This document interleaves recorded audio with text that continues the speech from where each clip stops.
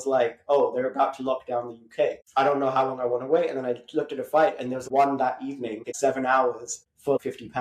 Yeah. And I was like, okay, I'm booking. So I called my friend in Berlin. I'm like, yo, Yuri, can I crash at yours for the night? I'm going to be there in 7 hours. And he was like, okay.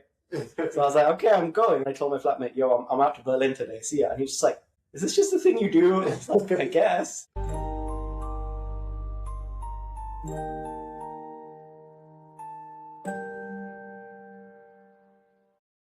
Welcome to episode 4 of Unfinished. This episode is my episode with Brandon. Brandon is one of the guys I mentioned way back in episode 1 with Caleb. He's the other friend I met in Taiwan with Caleb.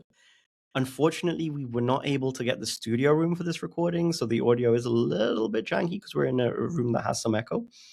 But Brandon's a really cool guy. I was just at his wedding about a month or two ago, and Caleb was also there. And so it was just really fun to get to know Brandon. He's a super smart dude. He previously ran his own company in crypto, though. No offense. So a lot of this discussion is about how we structured our companies, about life and travel. So yeah, we just really wired, and Brandon's become a pretty close friend here in London. It's been, I think, 3 months since we've had this conversation. So our friendship has evolved a lot more since then, and maybe he'll be back for a couple more episodes. But for now, just enjoy our early friendship back in the February days in Taiwan, and I'll catch you on the next one. But yeah, have you done Improv? No. Have you ever tried it? I don't think so. Yeah, let's do it. Okay, so, I mean, Improv, just give me like random thoughts from your last week here. Everything's closed because of Chinese New Year. Okay. Everything's closed Chinese New Year. I'll go with spices, because that's what I remember last time. Okay, I mean, I'll start us off. Damn, dude. Why is everything closed in Spain for Chinese New Year? We're not even in the right part of the world. Yeah, it doesn't make sense because in Spain, you'd think that not enough people would be celebrating Chinese New Year. But we're in Chinatown in Madrid. True. Yeah, it does make a lot more sense for Chinatown to be closed. I wonder why all the lanterns aren't hanging, though. I've always seen a lot of the festivities, but it's like a ghost town. It's like they abandoned the whole city already. Chinatown is like deader than it's ever been. Yes, Chinatown is so dead. There's no lanterns. And it's so empty that we see rats running around. True, those chunky rats. I'm telling you that they can smell the spices. It's like the Chinese ratatouille going on over here. You know, I bet all the restaurants you see here, the chefs are all secretly rats, and we're just eating it with the good old MSG. It's all about the good kick, right? Yes, I think what we should do is try and find the one place where there's less rats and there's some restaurant where we can eat some food, something nice and spicy. Yeah. A mix between Chinese and Spanish. Chinese and Spanish, spicy with rats. Do you want rats in the meat, or do you want them to cook the meat? They should cook them. They should cook the meat? Yeah. You never want to eat rat? I would eat rat. Okay. I'd try spiced rat. Spiced rat sounds pretty good, as long as it's clean. Yeah. Okay, let's go find a restaurant with spiced rat cooked by rats. Okay. Let's leave it there. Okay. Yeah. How'd you find it? It was good. Hard to come up with the next thing. But interesting. Just go with the flow. Yeah. And I think in the modern day today, we just aren't allowed to like play as adults, right? So that's just a bit of fun. Anyways, do you want to give an intro to yourself? Sure. I'm Brandon. What is an intro for myself? I love eating food. Yeah. Foodies. Let's go. Traveling. Yeah. Both things I love too. Computers. I do like computers. I like tech. Tech. Yeah. Computers, tech, food, travel. I think that covers a good amount. How many countries have you actually been to so far?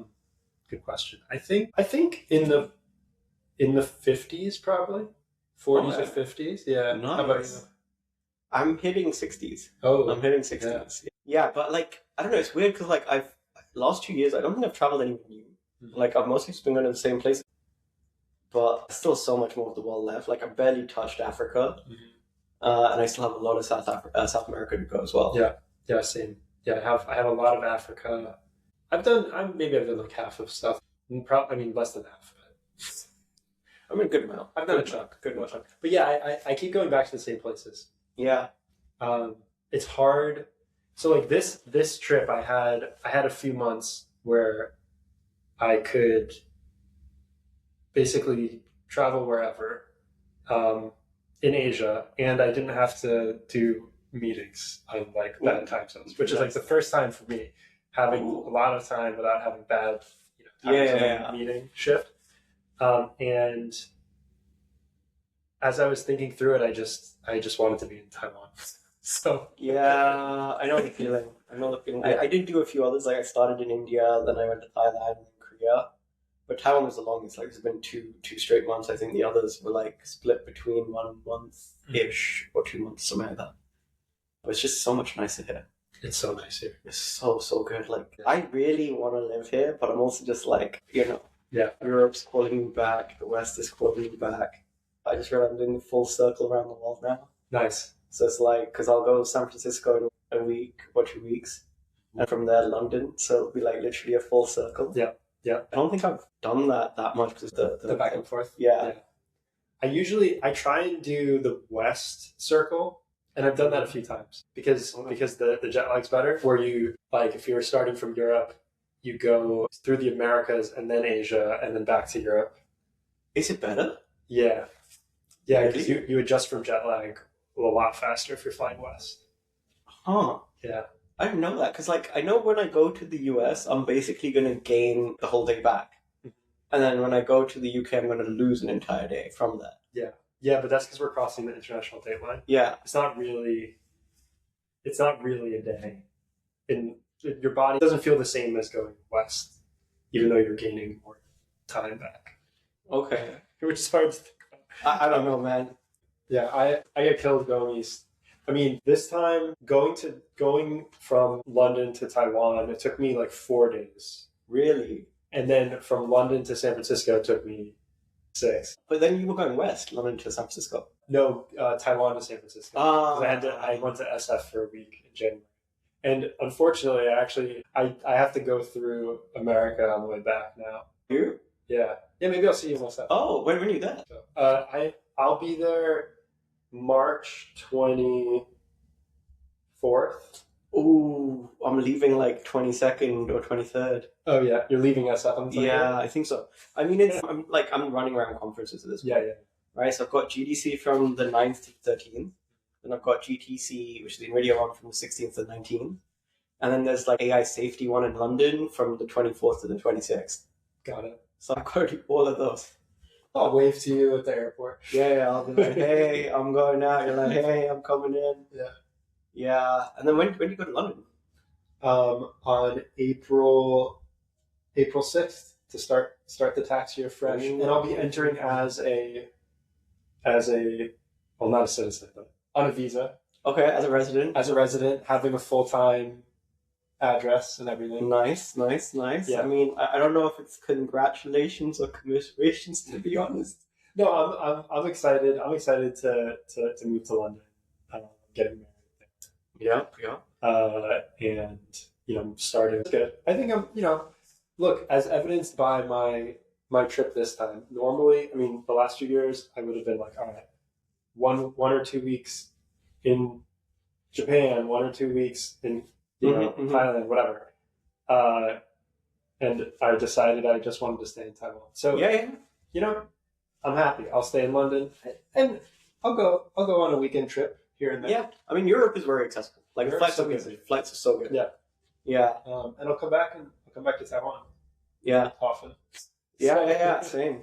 I don't know. It's that weird thing of like, I don't know how you find it, but for me, because like I've been nomading at this point for the last, I guess, since COVID. Even before COVID, I did a little bit.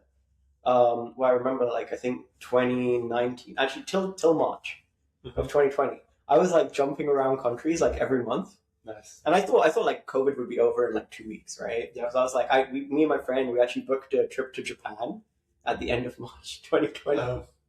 So we were like, oh, it's fine. I'm like, I come back to the country in like February, and I'm like, it's fine. I'll be back in Asia in like a month. So we actually booked it because we got really cheap tickets through Shanghai. It was like £180 each way. So we're like, let's go. Only one booking. Yeah. Well, I mean, at that point, it was like China, had it, but like the rest of the world, it was like, it was like nothing there yet. So I was like, oh, the flights are dirt cheap, man. Let's book them. Yeah. And then we got locked down. And then it was like, oh, how long were you stuck in in the UK, not that long. So like it's weird. I had this thing of diminishing countries every year, right? So in 2019, I went to 24 countries.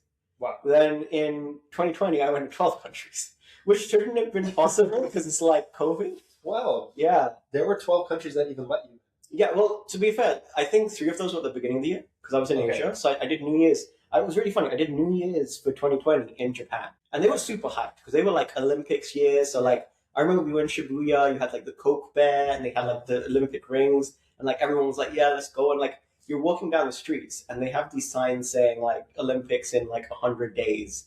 And I'm like, retrospectively, that's just really ironically funny now. Yeah.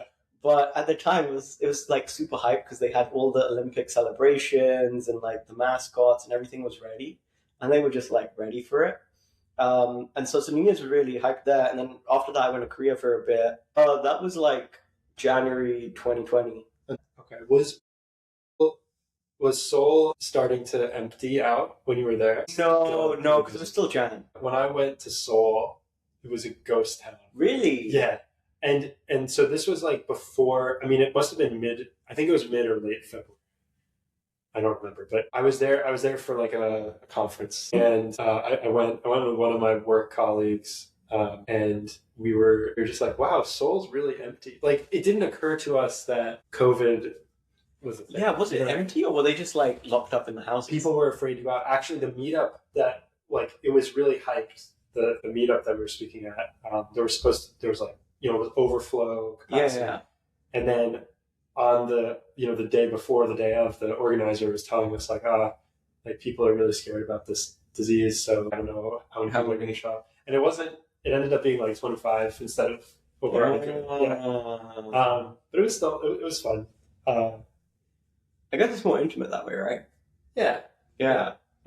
So you went to a few places, and then in March, you happened to be back in the UK. I got back in the UK, and then like I was already planning a trip to leave again, as you do, because I was like, I'm back in. I think it's like end of Feb, March. I landed in the UK, and I just remember it being like really gloomy, and I was just like, okay, it's clouds, it's rainy, like it's all of that, and I'm just I don't want to be here. Let's book back to Asia, guys. Let's go.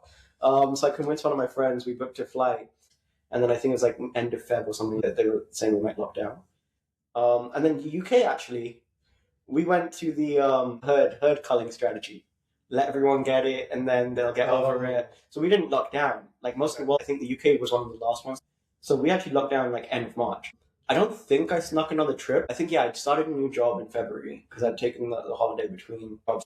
And that was like my first job actually in the games industry. Or second. And so, I got back, I started the job, and it was still all normal. You were hearing this from Asia, but it was like, it's not going to come here. And then everywhere else was shutting down, like Europe was shut down. But the UK was like, we're not going to shut down because we'll just get over with it, right? So, it didn't work out very well. We had a pretty high rate of COVID at the time. And then maybe beginning of April, we shut down. Yeah. And I think we shut down for 2 months. Then in the summer, it opened. So I remember that I flew, because my aunt was living in Czech Republic at the time. Mm-hmm. So I flew to my aunt, and then we did like a European road trip. Really? So we went through like 5 countries down to Croatia on a road trip. For the probably summer. We're not allowed to do that. Well, I think at the time it was okay, because it was like very iffy. Like it was just like, between like the European countries. Yeah, so it was very iffy, and I was like kind of stressed. And then I don't know what was happening, but because I got sick before I went to the UK. So actually, when I came back, I locked in my room. And apparently I didn't get COVID, but you never knew. And so like I did that trip with the family.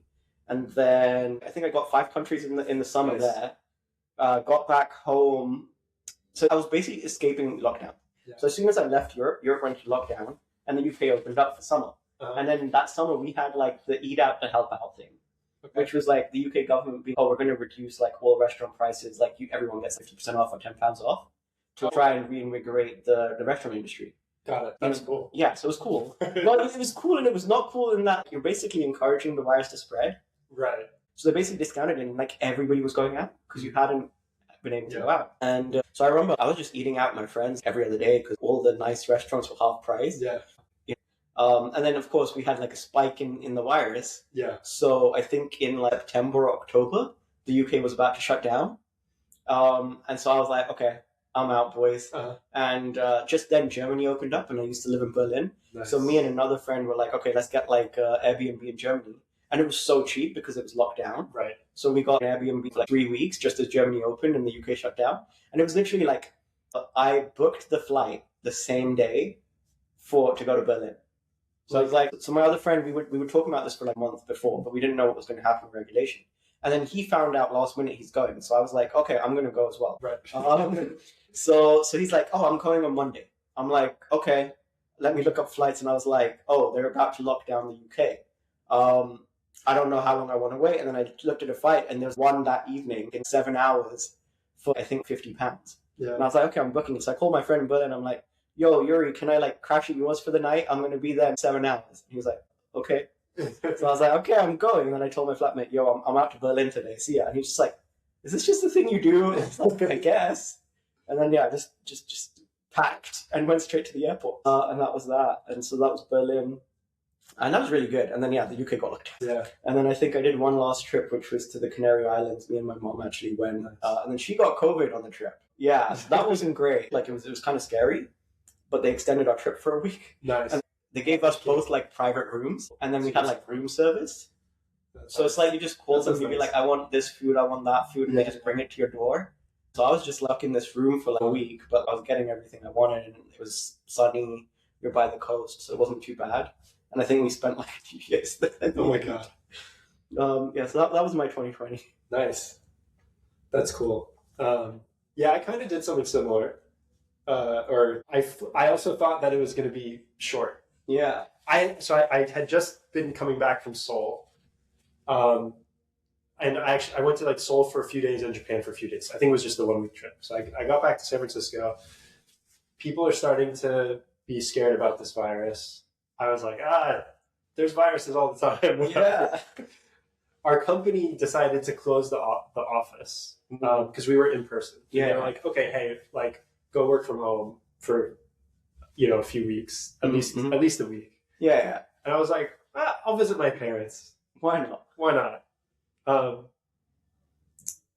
Figuring that I'd be back quickly. Yeah. So I visited my parents and then was stuck there for like months. Yeah, that's how it goes. That happened to me as well. Yeah. And then I guess like in August I went to SF. I moved because I was paying for my apartment not being there. So I flew back in August. I guess it was not so bad in the US then. I don't remember. And then I was so sick of the vibes, the COVID vibes. No, I mean, actually in San Francisco, at least when I was there was not a lockdown. So you were allowed to go out. But all my friends were so afraid of the virus that they didn't want to hang out. Like even people, like some people were willing to meet in the park with masks on, far apart. Yeah. And I was just like, I'm sick of this. Yeah. So my friend and I, we looked up like, okay, where can we go? And there were 2 countries that wanted Americans. Okay. Only 2 in the world. Mexico and Turkey. Nice. And I've been to Mexico a bunch of times. Oh, okay. So you flew all the way to Turkey? So we went to Istanbul. Damn. Yeah, so it was like a 14-hour flight, and it was packed. Every seat was full. And really? Wow. Yeah. And then I wore like 3 layers of mask. It was so uncomfortable. Yeah. SF to Istanbul is a long flight. Yeah, it's like basically the other half, right? Yeah.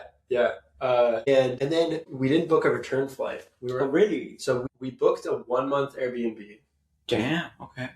It was also so cheap. Super cheap. Yeah. So cheap. That's the one thing I missed about COVID was the COVID pricing. Everyone was so. It was amazing. I think we had like a pretty big apartment in a really cool part of Istanbul. Nice. It was like a building from like 1300s or something. Like a 1300s apartment. Cool. Like cool brick and stuff. And it was, I think it was 800 for the month total. Yeah. And it was like 2-bedroom, 2-bath. So. Oh, that's really good. Yeah. And then we just didn't leave.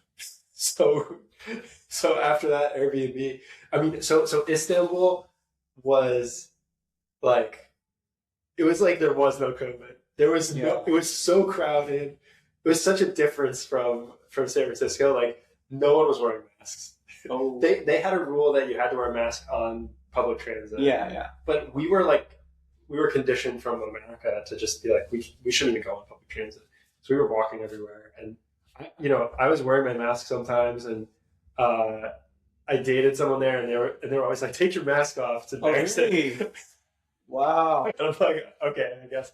Yeah, it's like crazy. And of course, they went into lockdown. Actually, they ended up going into lockdown like 2 weeks after I left. Oh, okay. So I was in Istanbul for almost 3 months. It was like 2.5 months. And then again, it was like, all right, our visa's coming up on Turkey. Mm-hmm. Where can we go?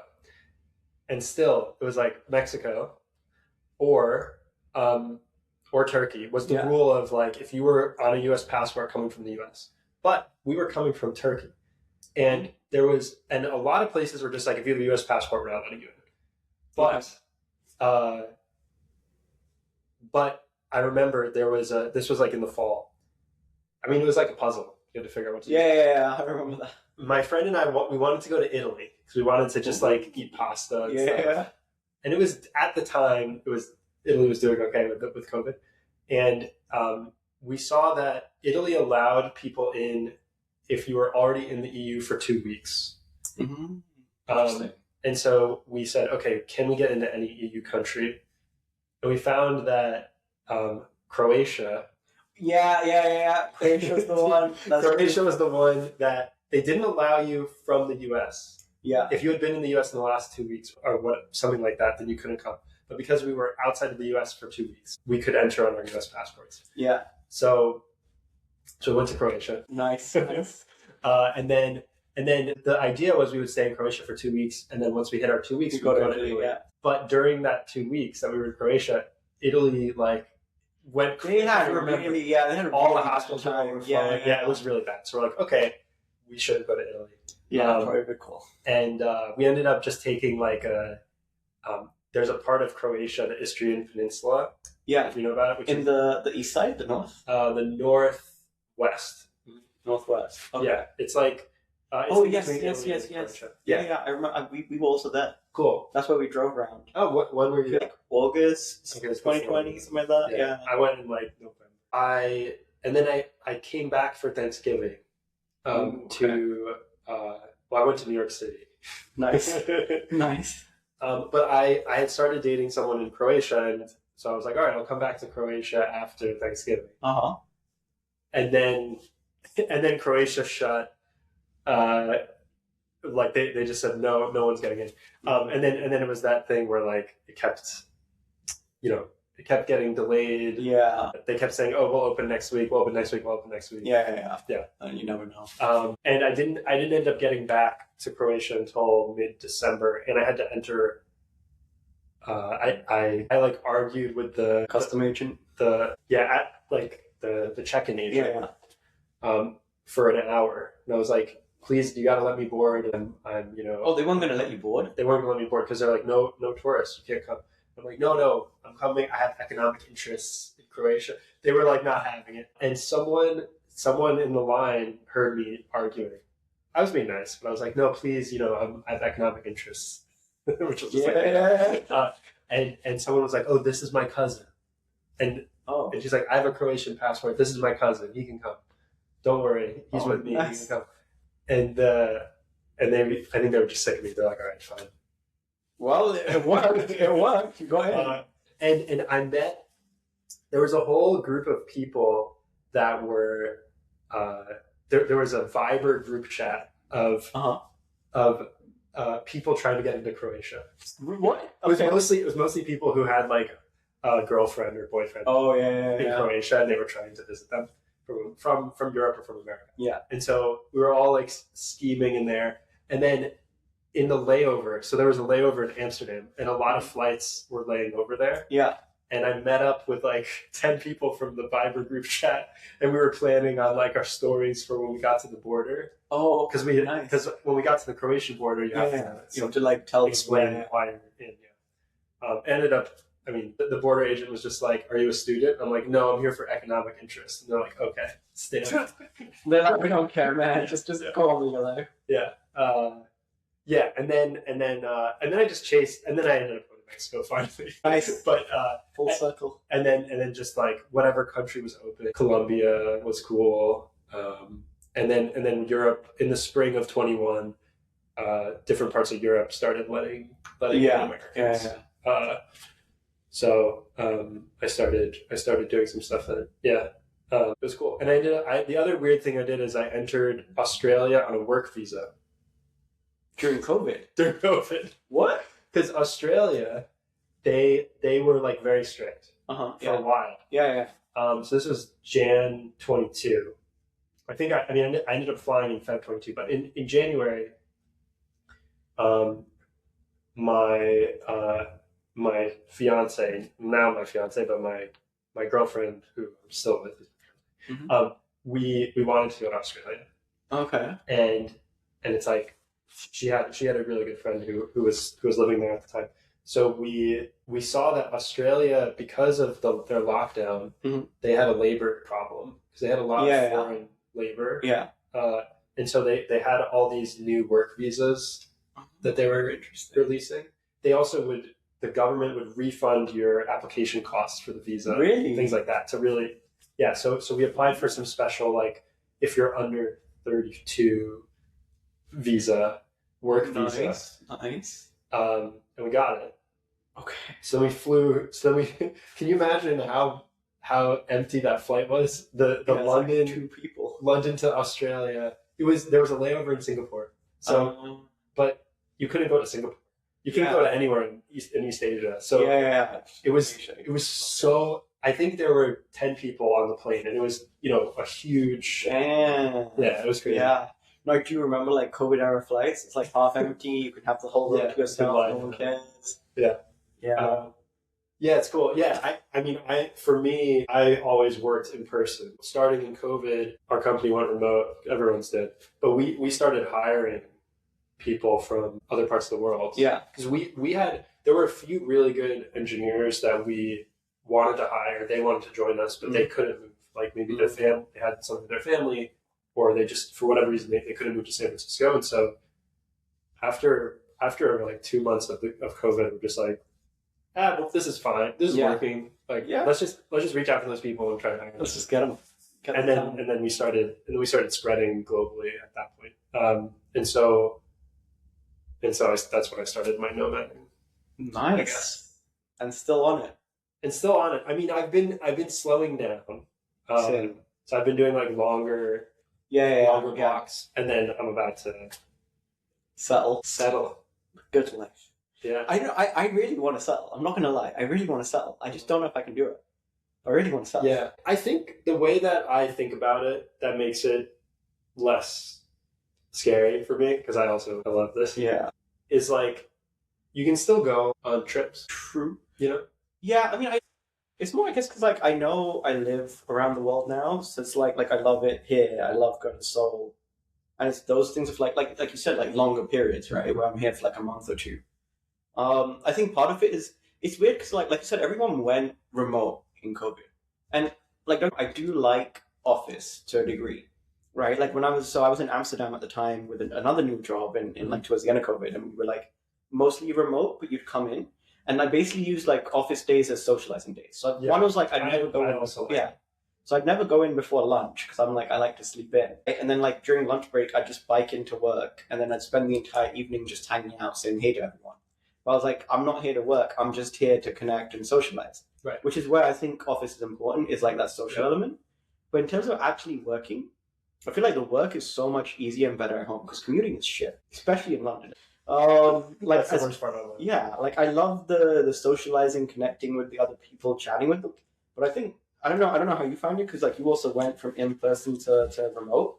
I just find in terms of the actual work side, it's just way shittier in person to like effectively work in an office. I think yeah. I mean that's how I feel. I think it depends on like the phase of the company. I guess like when if the thing is just starting, being Yeah, in person. then in person's better. Because there's so much like ideas exchange. And Yeah. I think for that also you need that community element, right? Because like you're working a lot harder and there's like a lot more uncertainty. yeah, And I think like when you're doing startups, it's better in person or like to be really connected because like if there's one thing that we as humans can't deal with, it's uncertainty and ambiguity, right? Yep. So if you're in that space, like if I remember because I was doing one with a friend and then we did it long distance for a few months and that basically like broke us down. Yeah. Because it was just like there's days where I have doubts, there's days where like he has doubts. And it's like if we're not basically together pushing each other and being like, no, we're still here, it became a lot harder. Whereas when we were like, like in your parents' like garage type vibe, you're like, I'm here every day, I've got to like get this to work kind of thing. And then it's like the camaraderie of having somebody else who understands what you're doing. Yep. But then when you're like away, it's like you lose some of that connection because you have other things happening. Yeah, I really think like a hybrid is the best, which is hard to do when you also want to get people from all over the world. Yeah. But like I think once a quarter being in person with everyone, if you can, or with a bunch of people that you work with, is like a good target. Sometimes, I mean, there were times in my last company where even like more like once a month I was in person with some subset of people. Yeah. In somewhere in the world. Yeah. No, I totally agree. And then the rest remote, and that I think is a good setup. And 100%. That's something that I'd want to try and do again. Same. That is my dream future. I think, like I said, it is important to meet people, but I also think you miss out on so many like good, talented people from around the world if you're like locked in to like one subset. Like it's very restrictive. It's good to have a global mindset so that you can like build a product and build a service for that. Like long term, the idea is you want to be global distribution, then you need to have people that understand global markets and like ecosystems. Yeah, it's good. It's good to get like so many different cultures and opinions and all these things. But again, at the right stage, I think the cultural differences in just how people grew up and the culture that they live in comes up at work sometimes in a bad way. I don't know if you've experienced that. I think that's for me at least secondary compared to the stage of the company. So if it's like a startup, especially early stage, I'm not talking like the hype startup, right? Like when people now work in Revolut in London and they're like, yo, I work for a startup. I'm like, shut the fuck up. But if you're in like an under 10 company startup, I think that draws a very specific type of person. And despite culture, I think like the people that are willing to take the risk and go for that are like a very specific type. Yeah, that's true. It should self-select. Yeah. I think we were in the like late 20s and like 30s, 40s, 50 sized when we started expanding globally. I think the benefits outweigh the cost, but sometimes you get like, for example, in Eastern Europe, people tend to be like super direct, and then in UK, people tend to be beat around the bush. And like those things don't combine. Yeah, no, that's true. I had a startup in Berlin, and we were global startups. I was like employee number 7 there, and again, we had people from the Middle East, Brazil, Europe, Canada, and then Germans themselves who were very direct in your face. And organized. Yeah. Well, I don't know. I don't think they're organized anymore. Like, have we taken the Deutsche Bahn? Like, well, Berlin maybe. But no, like with Germans, it was still a little bit more direct. And that took a little bit of adjusting, but like I'd already kind of lived around the world, I was still more open to it. And I think the team they had was really good. I think that's what mattered more to me, is like I'm around people that genuinely care and are good. The thing that pissed me off about that startup was that they did not give us equity. That sucks. That's like a very European thing, isn't it? That's a very European thing. That's a very, very European thing. It's like you still work as crazy as you do in America, because I was working 16-hour days. But they were like, we don't want to give equity because of investments, and then maybe 1 or 2 years down the line, we'll do like a bridge investment thing. And I'm just like, why am I going to work for you for like a year at this early stage? Yeah. They're like, oh, because you're going to grow and have a good time. And I'm just like, I'm working like my ass off. Yeah. You're not even giving me like 0.01% or some shit, Come on. That was before COVID. That was 2018. I think after the COVID remote thing, it made a lot of like Silicon Valley companies, a lot of them for the first time started hiring people remote. Yeah. With like the typical like lots of equity. Yeah. And I hope anyway. But from what I've seen, I think that's infected a lot of the. Yeah. I think that one sort of jaded me a little bit from tech startups because then I went to games. Okay.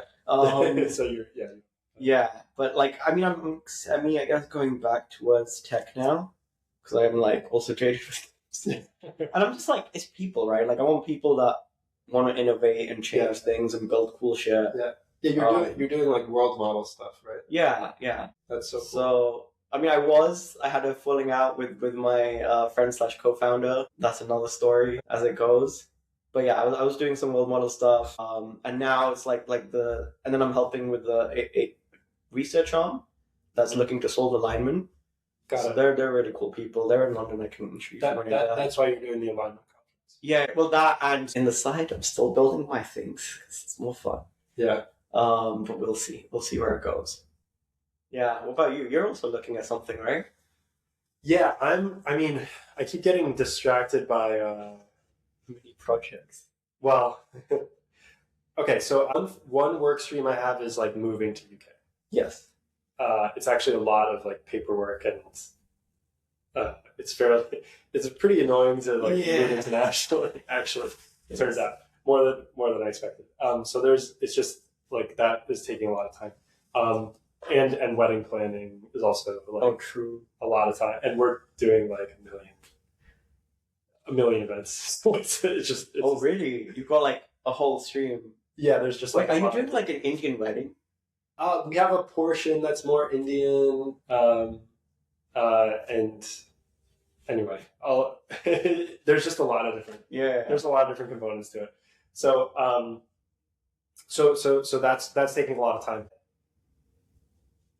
I guess in the last few months, what I've been doing is trying to like push all these new AI coding tools to the limit. Yeah. So trying to max out the max plans. Yeah. Always having stuff running overnight in the background. Oh yeah. And just being very experimental. So I was picking up like tons of random projects. Any random idea I would get, I'd just do it. Nice. And I did a bunch of cool little things, like random iOS apps, like websites. I did like vibe theorem proving.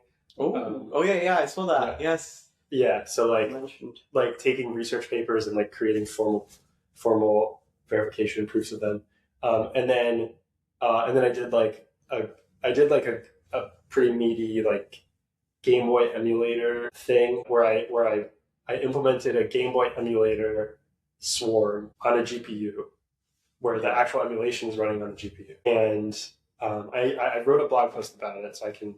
Yeah, I'll add it on the link whenever this comes out. So that was... Yeah, so I've been doing these little things, but yeah, they've been kind of random and separate, and I want to... I want to combine them all together into like something that's more holistic. So I have a few different ideas of how to do that, and I've been kind of pulling out little strings and poking at that as much as I can. But I've just been actually like the last 2.5 weeks, I've been pretty inundated with paperwork. True. Yeah, but I intend on trying to start a small business or a startup, or at least I intend on exploring that direction for many months before I go and try and look for a job, and then at that point I need to decide if I'm willing to try the in-person thing again or just stick to remote. And I'm not sure.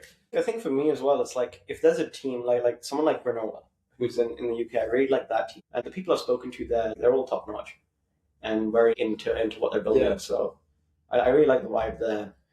What about the labs? Because I'm kind of curious about like the labs. I mean, even like I have not done well at those like big companies in the past, but DeepMind seems pretty cool. I mean, Demis is in London, so there must be groups. I understand like Anthropic and OpenAI in London is probably not like the scene, but like Gemini's. No, they have a decent scene because I think they're like international. So what's happened now? I know Anthropic at least they moved a lot of business and so did OpenAI to UK.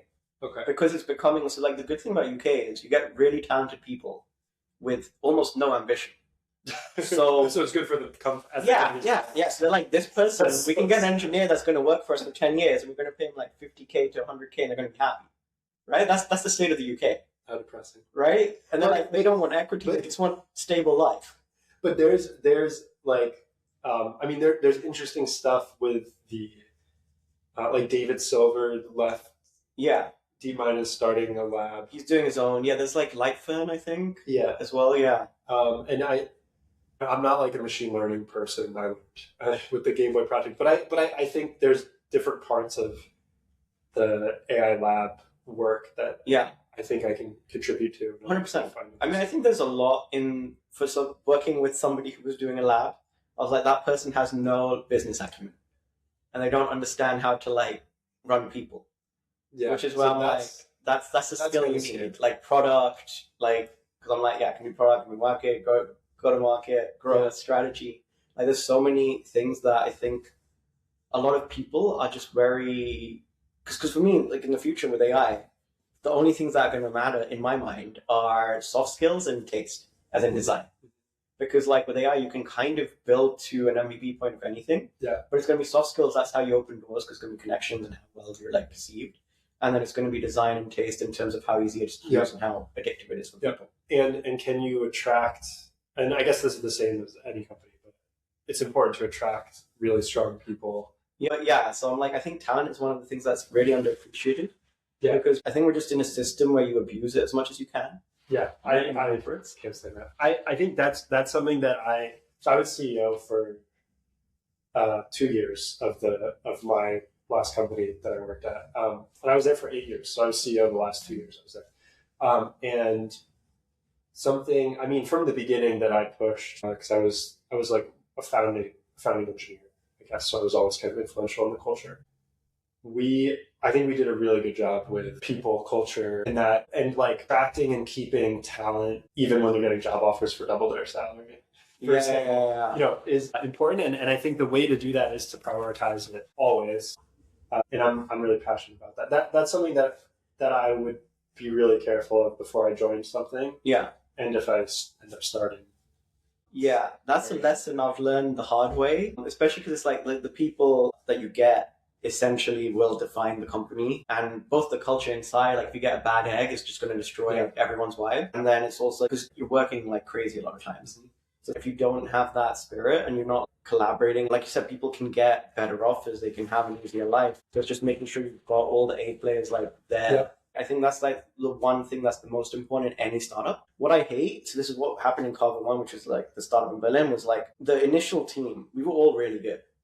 But then what they did was they hired a layer of like engineering managers and like managers from like your FANG and all these things. And in my mind, what I think is like, why the hell would a company like Google, Facebook, like any of these who have spending millions on time, right, just to poach people, why would they let somebody good go that you're hiring them in as your senior manager in a scaling company? How does that make sense that this person is leaving? There are some good people that you get where they're like, we genuinely just want to challenge. But I think if you're good in that company is going to do whatever they can to keep you. Especially if you look at Google and stuff, they've got moonshot teams, you've got so much cool shit you can be doing. If you want to build, you can build internally with a lot more safety. Yeah. Why the hell would they leave to go to a freaking startup that's uncertain?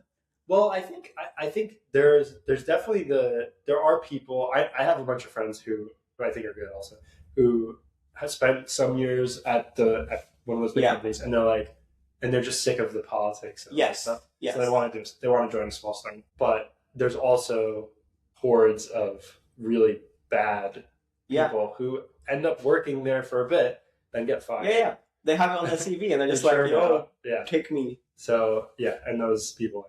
Yeah, I think those are the ones that I've seen the most in startups, and that like destroyed the company's culture. So a lot of the founding team, we all left because we didn't like the managers, and then it became a filter of like a game of Chinese whispers where the founders would not hear what the problems were in the bottom. And it's not a big company, right? We're like 50 people at that point. And then it's just like, okay, we want to speak to the founders, but this layer is like, nah, you're not allowed to go through us. Just tell us, we'll take it to the founders. And a month later, you speak to the founders, they're like, we never heard about this. I'm like, oh, we were working closely. We were like BFFs in the same office with 110 people. That's so sad. Yeah, I've seen that. I've seen that happen. It's something I think we did good at my company. Is keeping that communication channel. Like I made sure to keep the communication channel open with everyone as much as possible. And I've seen whenever that happens, like the whole company's fucked. Yeah. There's no saving it. Yeah. It's so sad. It's such a stupid thing as well. Yeah. But one thing that I learned, or that I want to try, I guess, because I found that as the company grew, it became a lot less fun for me to work in the company. And I think my skills suit smaller companies better. I'm curious to see if it's possible to leverage all these AI tools. This is why I'm so interested in playing with it, experimenting. Leverage these AI tools to achieve what you would achieve with like a 300-person company, but with only 10. Yeah. And then just keep the company really small intentionally.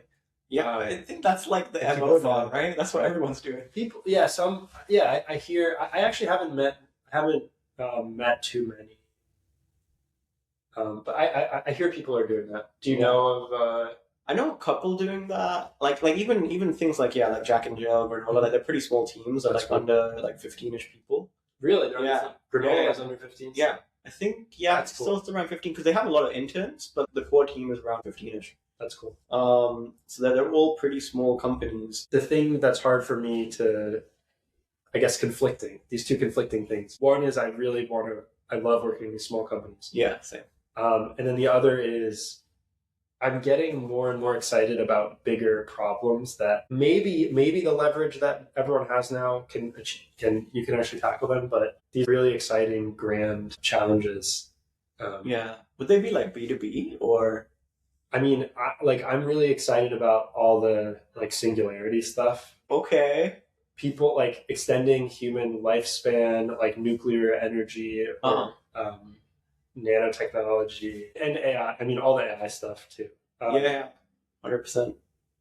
I'm super excited. For me, the last one's been around like human communication, how people communicate, how people think, like going into longevity as well.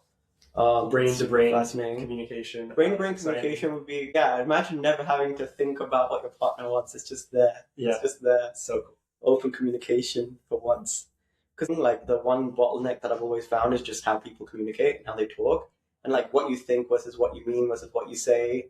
Yeah. It's just such a weird cycle thing. It'd be so easy if we didn't have to go into pointless meetings where they just went in circles for months. Oh my god. Yeah, that's the worst. Yeah, but no, lots of cool things. So I mean, I'm very excited for tech and using it and seeing where we get to.